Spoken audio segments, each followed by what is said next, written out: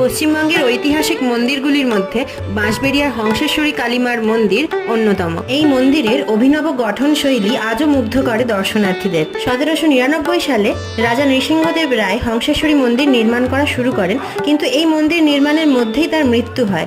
তার দ্বিতীয় স্ত্রী রানী শঙ্করী দেবীর হস্তক্ষেপে মন্দিরের কাজ শেষ হয় 1814 সালে। ঢোকার মুখে সুবিশাল নহবতখানা পেরিয়ে কয়েক পা এগোলেই হংসেশ্বরী মন্দির। ভিতরে পঞ্চমুণ্ডির আসন, সহস্রদল পদ্মের উপর ত্রিকোণ বেদী, দ্বাদশ পদ্মের উপর মায়ের অধিষ্ঠান। মায়ের গাত্রবর্ণ নীল, মাথায় ঘোমটা, ত্রিনয়নী, চতুর্ভুজা, খড়গধারিণী ও নরমুণ্ডধারিণী মা এখানে বিরাজমান। দেবী মূর্তি নিম কাঠের তৈরি। কার্তিক মাসের অমাবস্যার দীপান্বিতা তিথিতে এই দেবীর পুজো করা হয়। সারা বছর মায়ের রূপ শান্ত থাকলেও এই একটি দিনে দেবীকে এলোকেশী রূপে তান্ত্রিক মতে পুজো করা হয়। দেবীকে দর্শন করার জন্য দূর দূরান্ত থেকে ভক্তগণ জমায়েত হন।